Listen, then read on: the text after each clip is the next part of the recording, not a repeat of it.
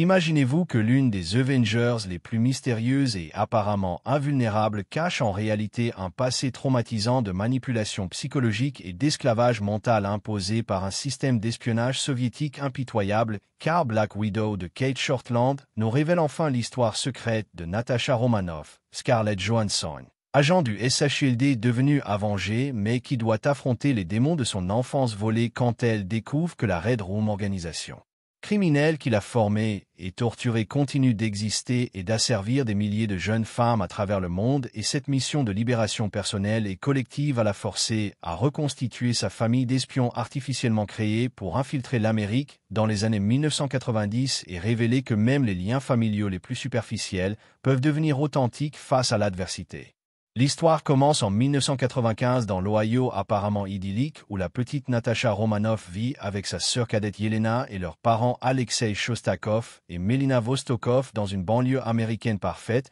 mais cette tranquillité domestique cache une réalité terrifiante car cette famille nucléaire n'est qu'une couverture d'espionnage soviétique sophistiqué où Alexei ancien Red Guardian super soldat russe et Melina scientifique, brillante spécialisée dans le contrôle mental, mène une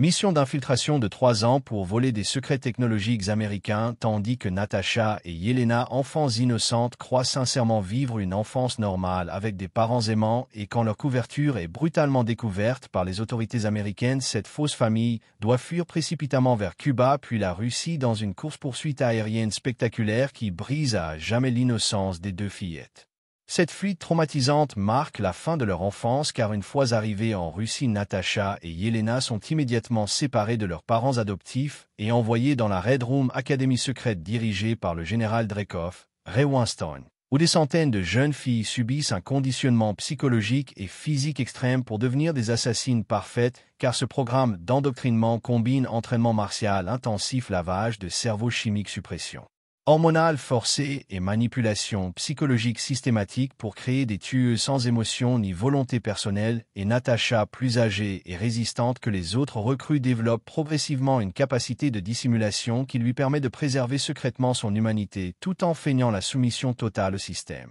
Des années plus tard, en 2016, après les événements de Civil War, Natasha Romanoff vit en exil comme fugitive recherchée par les autorités internationales suite à sa trahison des accords de Sokovie, car elle a aidé Steve Rogers et Bucky Barnes à échapper aux forces gouvernementales, et elle se cache dans une caravane isolée en Norvège tentant de maintenir un profil bas tout en restant en contact discret avec ses anciens alliés Avengers. Dispersée, mais cette tranquillité précaire est brutalement interrompue quand elle reçoit un colis mystérieux contenant des antidotes chimiques rouges accompagné d'une photo de sa sœur Yelena qu'elle croyait morte depuis des décennies, et ce message cryptique la force à réaliser que la Red Room, qu'elle pensait avoir détruite, continue secrètement ses opérations d'esclavage mental à grande échelle. La réunion explosive avec Yelena Belova, Florence Pugh, devenue Black Widow opérative mais récemment libérée du contrôle mental grâce aux antidotes, révèle l'ampleur horrifiante de la conspiration, car Dreykov a perfectionné son système de conditionnement pour créer une armée internationale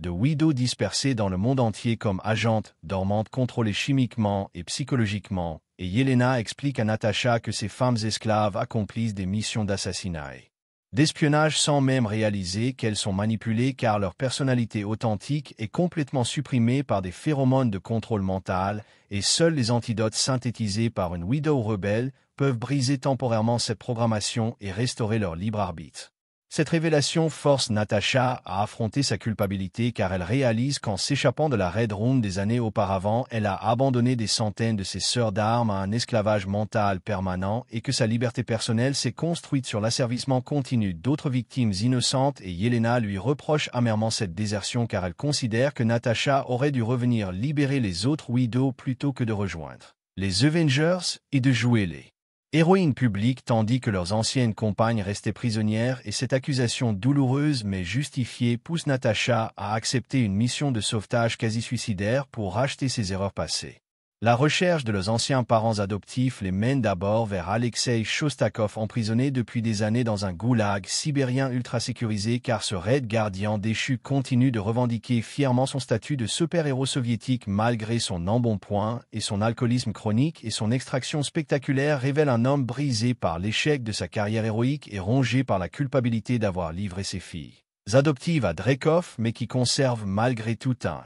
amour paternel authentique pour Natasha et Yelena, même si ses méthodes d'expression restent maladroites et inappropriées car il oscille constamment entre vantardises ridicules et émotions sincères sans jamais trouver l'équilibre émotionnel nécessaire. Melina Vostokov révèle une vérité encore plus troublante car cette brillante scientifique continue secrètement de travailler pour Dreykov en perfectionnant les techniques de contrôle mental utilisées sur les Widows, et elle justifie cette collaboration par un pragmatisme cynique qui considère que résister au système est futile et que survivre nécessite parfois de complicité avec l'oppresseur, mais la confrontation avec ses filles adoptives réveille sa conscience maternelle enfouie et elle réalise que ses recherches ont contribué à l'asservissement de milliers de jeunes femmes innocentes incluant Natasha et Yelena qu'elle avait appris à aimer authentiquement, malgré le caractère artificiel initial de leur relation familiale. La découverte de la véritable localisation de la Red Room dans une forteresse aérienne mobile invisible révèle l'ampleur technologique et logistique de l'empire criminel de Dreykov car cette base volante utilise une technologie de camouflage avancée pour rester indétectable tout en coordonnant les opérations des Widows à travers le monde entier et l'infiltration de cette forteresse nécessite une coopération familiale complexe où chaque membre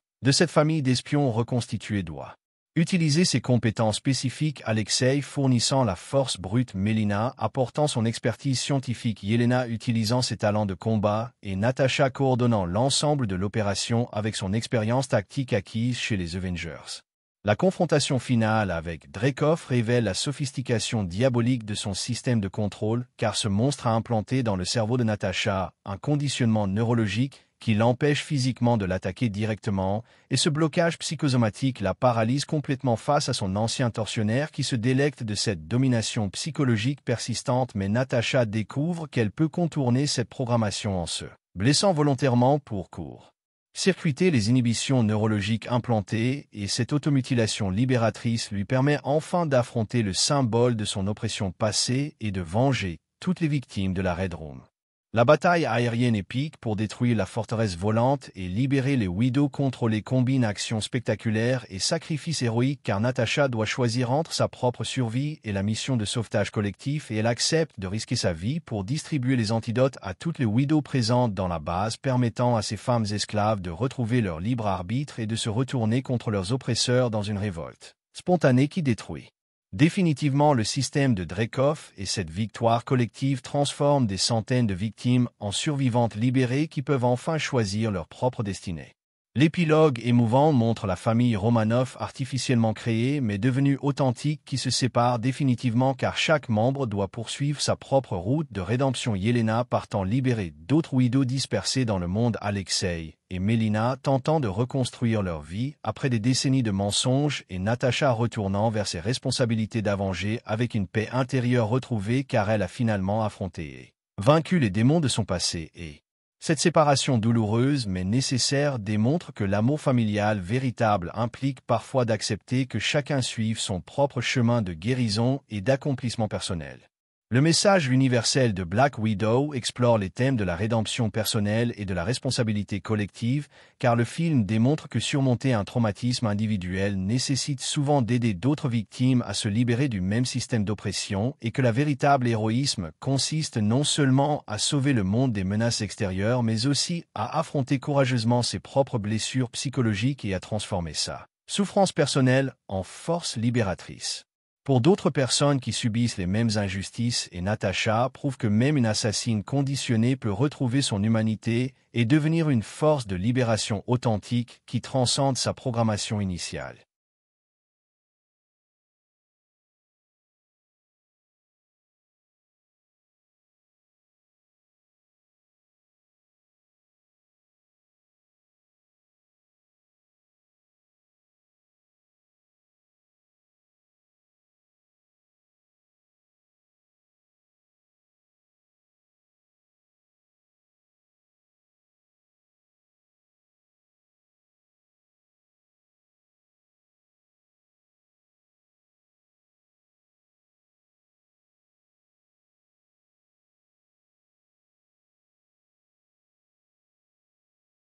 Si vous avez aimé la vidéo, n'oubliez pas de laisser un like.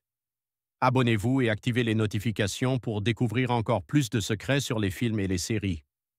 On se retrouve dans la prochaine vidéo.